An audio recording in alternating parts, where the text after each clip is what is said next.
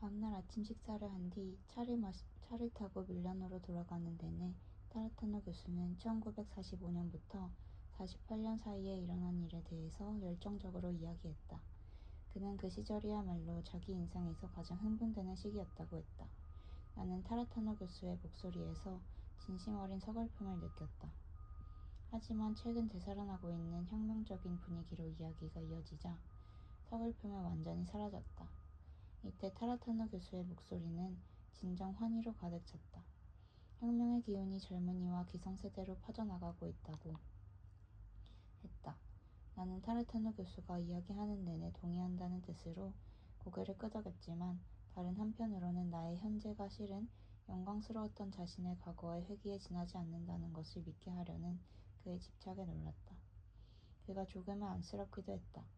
두서없이 늘어놓는 그의 인생사를 들으면서 나는 재빨리 그의 나이를 가늠해 보았다. 그는 58세였다. 밀라노에 도착한 후 나는 출판사에서 멀지 않은 곳에 내려달라고 한 뒤 교수에게 작별 인사를 했다. 잠을 제대로 자지 못해 정신이 멍했다. 길을 걸으며 지난밤의 불쾌감을 완전히 떨쳐내려고 했지만 여전히 찜찜했다. 정확히는 알 수 없었지만 고향 동네에서나 느낄 수 있었던 추잡한 그 무언가와 비슷한 느낌이었다. 출판사 사람들은 모두 나를 반갑게 맞아주었다. 나는 이들의 태도에서 몇 개월 전 나에게 보여주었던 공손한 대우를 능가하는 일종의 집단적인 만족감 같은 것을 느꼈다. 내 재능을 바로 알아본 자신들의 해안을 자랑스러워하는 것 같았다. 유일하게 나를 은근히 무시했던 전화 교환원까지 교환 박스에서 나와 나를 껴안을 정도였다. 내 글을 꼼꼼하게 편집해 주었던 편집장은 이날 처음으로 나를 점심 식사에 초대해 주었다. 출판사에서 얼마 떨어지지 않은 반쯤 비어있는 작은 레스토랑에서 편집장은 자리에 앉자마자 내 글을 대단히 매력적인 비밀을 숨기고 있다고 거듭 강조했다. 식사를 하는 동안 그는 첫 작품의 성공에 안주하지 말고 천천히 새 소설을 구상해보라고 했다. 그런 다음 그날 오후 3시에 예정되어 있는 밀라노 국립대학의 일정을 상기시켰다. 마리아 로사와는 관련이 없었다. 출판사 측에서 자체적인 경로를 통해 준비한 것으로 학생들과 함께하는 행사였다. 학교에 도착하면 누구를 찾아야 하나요? 내가 묻자 근엄하기 그지없는 편집장이 자랑스럽게 대답했다. 내 아들이 대학교 정문에서 당신을 기다리고 있을 거예요. 나는 출판사에 놓아둔 가방을 찾아 들고 호텔로 갔다 잠시 후 바로 대학으로 향했다. 참기 힘들 정도로 날씨가 무더웠다. 대학가에 도착하니 글씨가 빽빽한 대자보가 여기저기 붙어 있었다. 배경에는 붉은 깃발이며 민중 항쟁 장면이 그려져 있었다. 행동 강령을 쓴 플래카드도 보였다. 그보다 더 인상적이었던 것은 왁작지글 떠드는 소리와 웃음소리 그리고 긴장감이 감도는 대학가의 분위기였다. 나는 나와 관련 있는 내용의 안내문이나 나를 알아보는 사람을 찾아 주변을 배회했다. 갈색머리 청년이 정신없이 달려와 내게 세게 부딪혔던 기억이 난다. 그는 잠시 비틀거리다가 다시 균형을 지졌고 뒤따라오는 사람이 아무도 없는데 누군가에게 쫓기는 것처럼 도망쳤다. 숨막힐 듯 무거운 공기를 청명하게 뚫고 나오던 외로운 트럼펫 소리도 기억한다. 자그마한 금발머리 아가씨가 끝에 커다란 자물쇠가 채워진 사슬을 시끄럽게 끌면서 누구에겐가 지금 곧 도착해 라고 절박하게 외치던 것도 기억난다. 그날의 광경 전부 기억하는 이유는 누군가가 나를 알아보고 다가올 때 그럴듯해 보이고 싶어서 공책을 꺼내들고 이런저런 광경을 적어놓기 때문이다. 하지만 30분이 지나도록 아무도 오지 않았다. 나는 혹시 교환 박스에서 나와 나를 껴안았을 정도였다.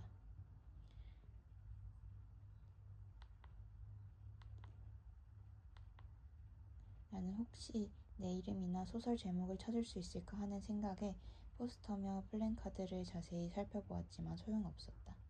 나는 신경이 약간 곤두서서 지나가는 학생들을 붙잡고 내가 참석할 행사에 대해 물어보지는 않기로 했다. 훨씬 중요한 내용이 적힌 포스터가 사방에 붙어있는 환경에서 고작 내 책 이야기를 꺼내기가 부끄러웠기 때문이다. 두 가지 상반된 감정의 마음이 불편했다.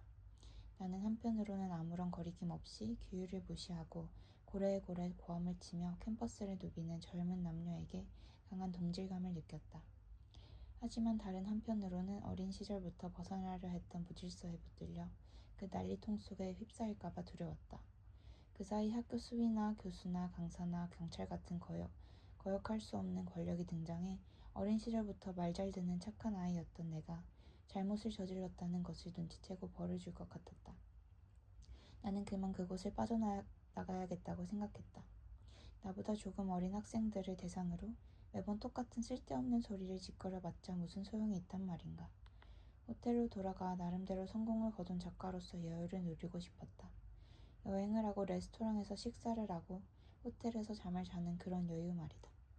그때 마침 여학생 대여섯 명이 가방을 들고 분주히 내 앞을 지나가는 모습이 눈에 띄었고 나도 모르게 그들을 뒤따라갔다.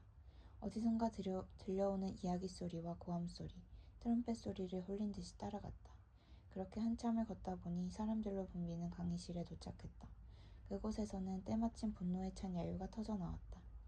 내가 뒤따라가던 여학생들이 그 강의실로 들어가기에 나도 조심스레 그들을 따라 들어갔다. 그곳에서는 사람들이 여러 패거리로 나뉘어 살벌한 언쟁을 벌이고 있었다. 강의실을 꽉 채운 사람들뿐만 아니라 연단을 차지한 몇몇 무리 사이에서도 논쟁은 한창 중이었다. 나는 언제든 자리를 떠날 수 있도록 문 가까이에 앉았다. 담배 연기와 뜨거운 숨결의 기운과 흥분한 사람들의 발산하는 강한 체지 때문에 벌써 그곳을 떠나고 싶었다. 나는 상황을 파악하려고 애썼다. 어떤 절차상의 문제를 두고 토론을 벌이는 것 같았다. 하지만 아무도 실질적인 합의에 도달할 수 있다고 생각하는 것 같진 않았다. 고함을 치는 사람, 침묵을 지키는 사람, 조롱하는 사람, 웃고 있는 사람, 전쟁터의 교신병처럼 재빨리 여기저기를 오가는 사람, 주변 상황에 무관심한 사람, 그 와중에 공부를 하고 있는 사람 등 강의실에 모인 사람들의 태도는 모두 제각각이었다.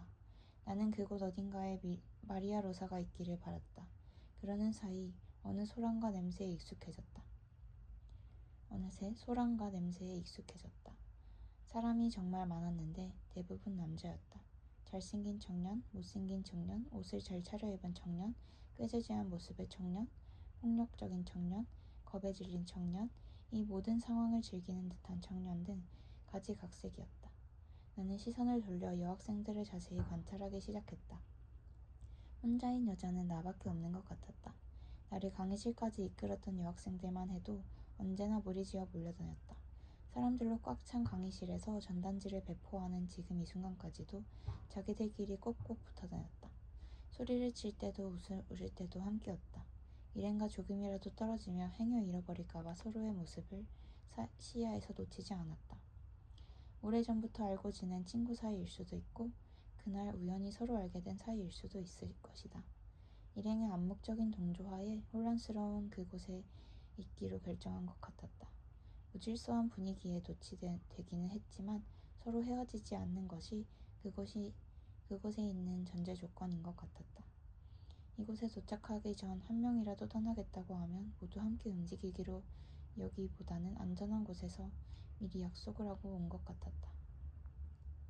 혼자서 또는 많아봤자 둘씩 짝을 지어 사내 가운데 섞여 있는 여자들도 있었다. 이들은 남자들과의 친밀감을 도발적으로 과시하면서 생기발랄한 태도로 이들 가운데 거리를 두지 않고 섞여 있었다. 내 눈에는 이 여자들이야말로 가장 행복하고 적극적이고 자신만만해 보였다. 나는 이질감을 느꼈다. 아무것도 소리 높여 요구할 자격도 없으면서 허락받지 않은 영역을 침범한 것처럼 느껴졌다. 강의실의 열기와 냄새나는 지난날 조수지에서 서로 몸을 껴안을 때 안토니오의 몸을 내뿜던 열기와 그의 숨결에서 나던 냄새를 떠오르게 했다. 그 시절 나는 비참하기 짝이 없었다. 우수한 성적을 내야 한다는 강박관념에 사로잡혀 있었다. 영화관에 간 적도 거의 없었으며 음반 한 장 사본 적이 없었다. 음악을 들으면서 정말 좋아했을 텐데 말이다. 음악을 들었으면 정말 좋아했을 텐데 말이다. 가수를 좋아해 본 적도, 콘서트에 가본 적도, 유명한 가수의 서명을 모은 적도 없었다. 술에 취한 적도 없었고, 몇 번 되지 않은 성관계는 남의 눈을 피해 불안과 두려움에 떨며 경험했다. 사내들 사이에 섞여있는 저 여자들은 개인차는 있겠지만 모두 나보다 좋은 환경에서 자랐을 것이다. 지금처럼 변하는 것이 나보다는 수월했을 것이다. 이들은 이런 격양된 분위기와 장소에 있는 것도 탈선이라고 생각하지 않을 것이다. 응당해야 할 시급한 일이라고 생각할 것이다.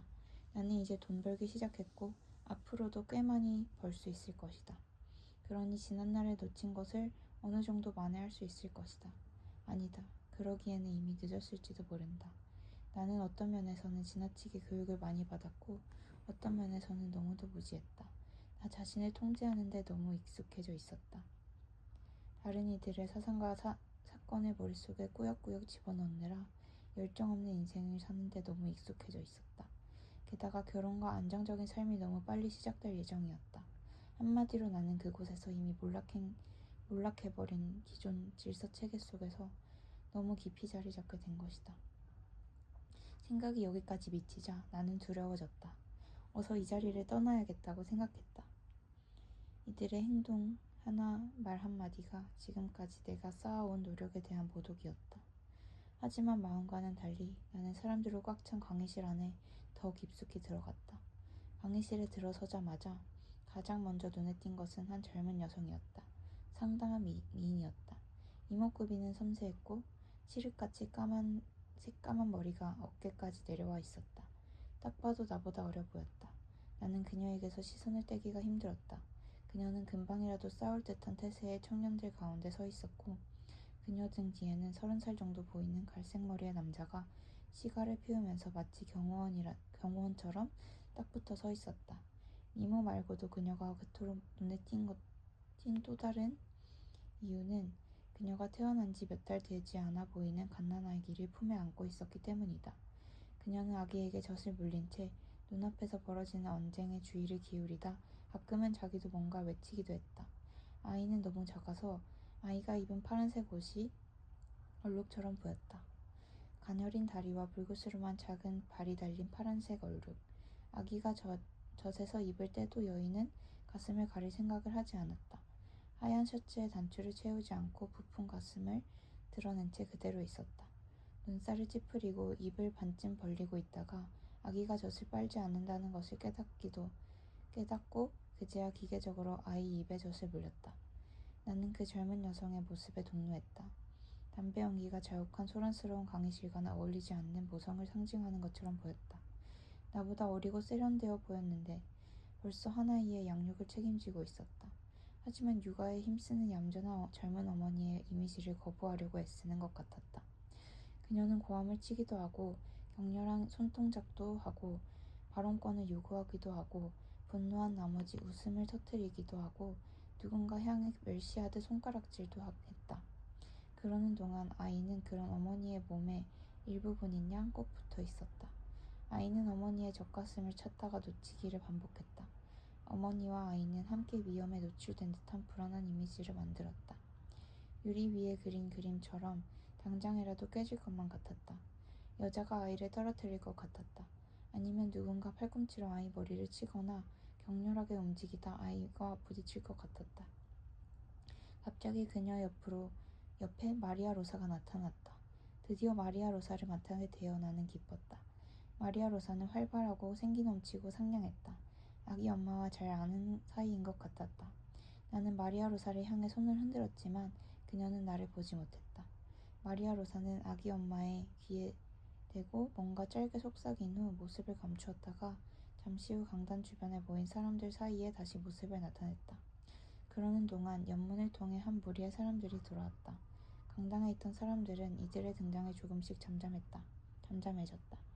마리아 로사는 누군가를 향해 손짓하더니 상대방이 여기에 응하자 마이크를 잡았다. 마리아 로사가 몇 마디를 하자 사람들로 꽉 찬 강의실이 조용해졌다. 그 순간 나는 밀라노와 그 시절 대학가에 흐르던 긴장감과 흥분된 감정으로 머릿속에 드리워졌던 그늘이 일시적으로 남아 사라진 것 같은 느낌을 받았다. 그 무렵 나는 내가 처음 정치에 관심을 가지기 시작했던 시절을 자주 생각하곤 했다. 마리아 로사는 그녀 옆으로 다가온 청년에게 마이크를 넘겨주었다. 나는 그를 한눈에 알아보았다. 그는 피사에 있을 때 내 남자친구였던 프랑코 말이었다.